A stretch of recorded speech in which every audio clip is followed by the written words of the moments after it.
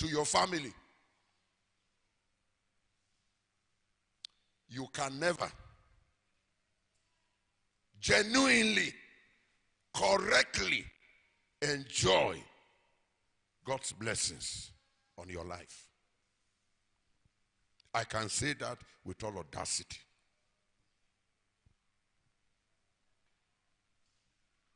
The Bible says, never will a man hate his body. What do you do to your body?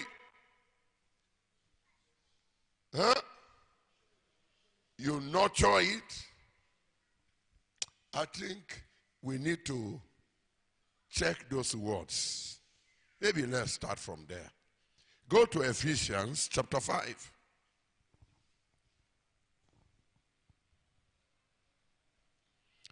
Ephesians chapter 5.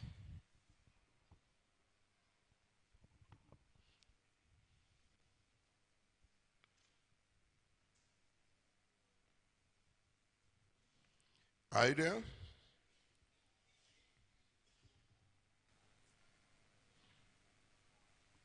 Ephesians chapter 5. Look at verse 28. So ought men to love their wives as their own bodies. He that loveth his wife is not doing her any favor. Who is he loving?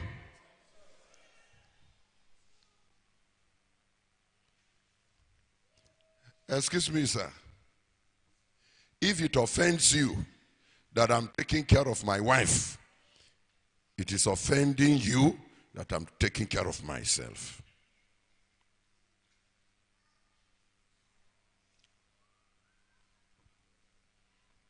So if you love your wife, who are you loving? Huh? You are doing her any favor?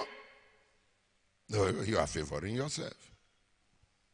Then look at verse 29 that I would like us to read in as many versions as we have. For no man ever hated his own flesh.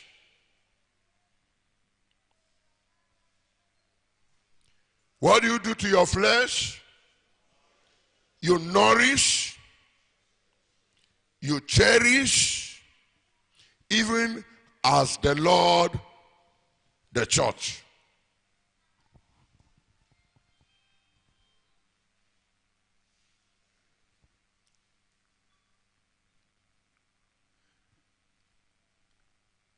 What is it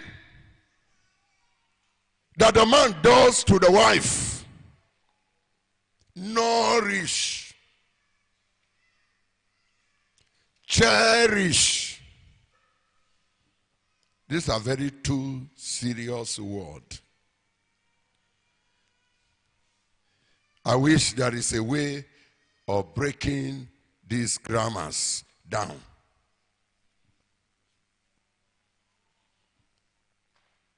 It takes some investment to nourish.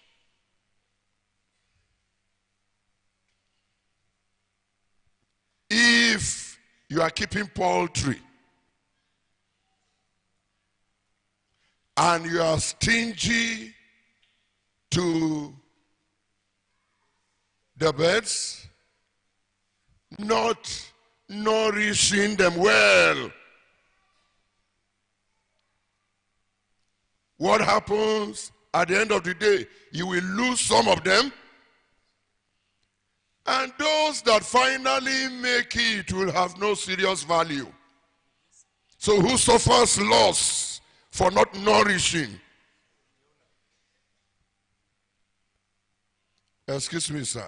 Some of the things you do to your wife that you think you are dealing with her, unfortunately, you are dealing with yourself.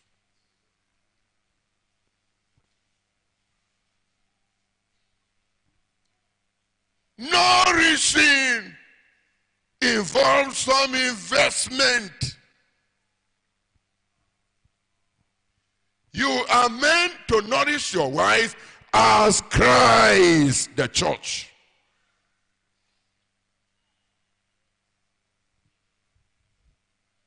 Can we read the versions you have before I show you a vibrant,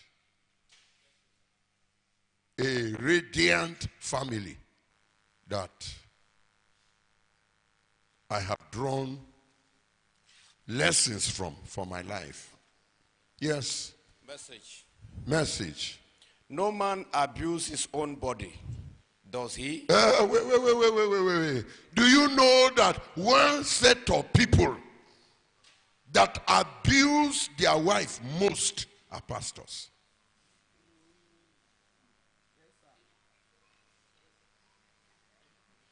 When there is any little matter between you and your wife at home, you and your wife at in the bedroom, where do you carry it to? There is a place I can get to where you can answer me. See, some of you women are there. You are heartless. You are wicked. You are hardened. You are on your way to hell. And everybody knows you are talking to your wife.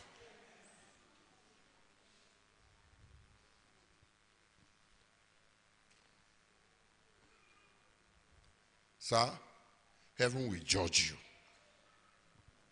The altar God gave you to build, you are using to destroy. Do you abuse your wife? You are abusing yourself. Have you forgotten? She's not Mrs. her father. She's Mrs. who? Mrs. Solomon. Is Solomon her father? So when you abuse Mrs. Solomon, who have you abused?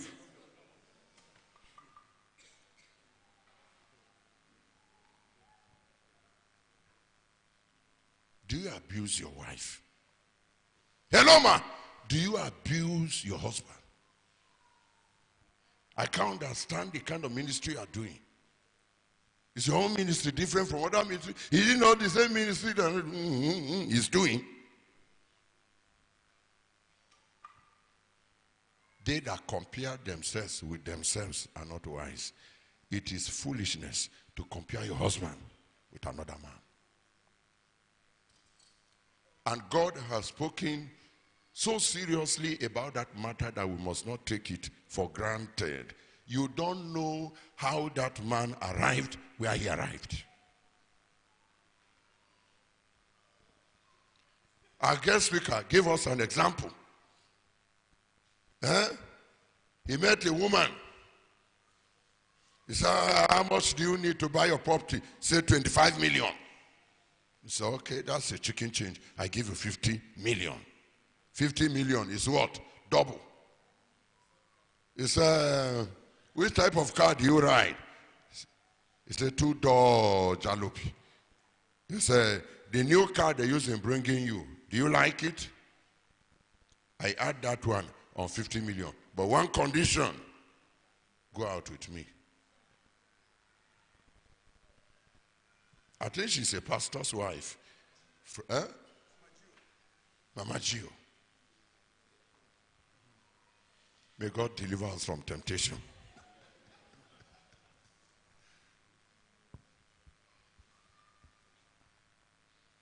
So, if he had collected 50 million and a new car to go to bed with another man's wife once in the name of coming back to confess and receive forgiveness.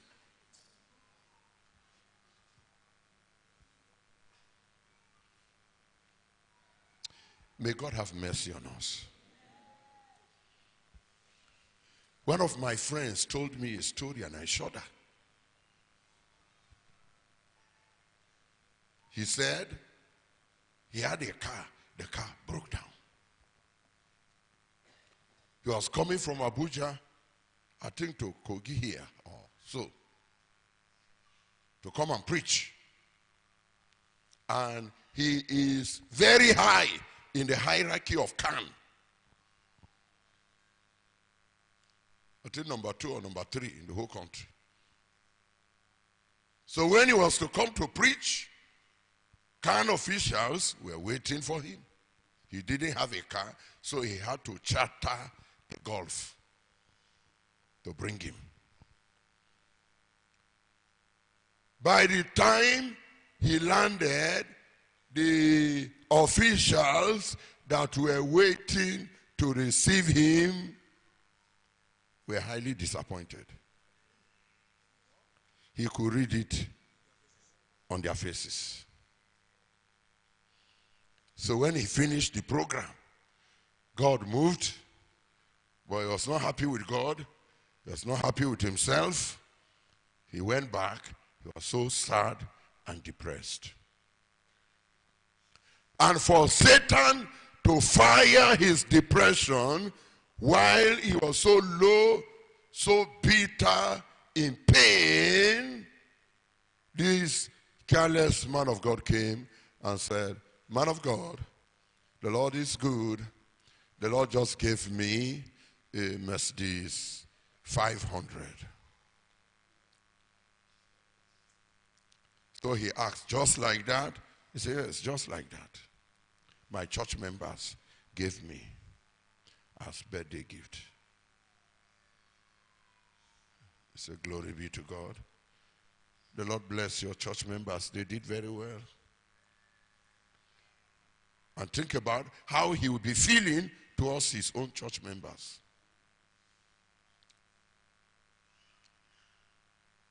That increased his depression.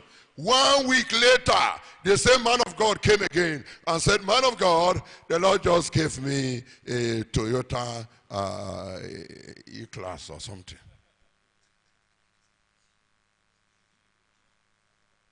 One of my church members gave me as her own birthday gift. So he thanked God with him and he left.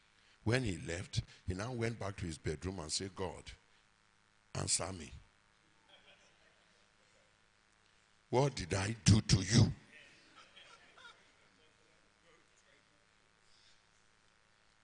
In 1 week interval, you gave one of your servants 2 cars. And you watch me charter Golf from Abuja. Look at the treatment I received. You're so depressed, so pained for nothing." Then he couldn't keep it again. He now left and went to a bishop friend and said, "Please, can you pray for me?